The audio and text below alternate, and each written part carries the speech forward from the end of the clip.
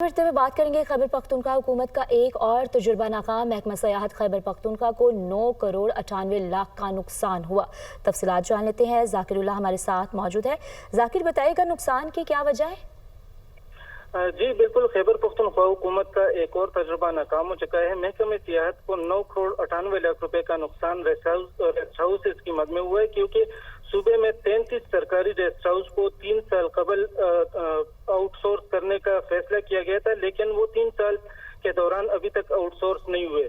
सरकारी rest houses को outsource न करने से 6 करोड़ 68 लाख रुपए का नुकसान हुआ है, जबकि रेस्ट हाउसेस की देखभाल पर इजाफी 3 करोड़ 15 लाख रुपए भी खर्च हुए हैं।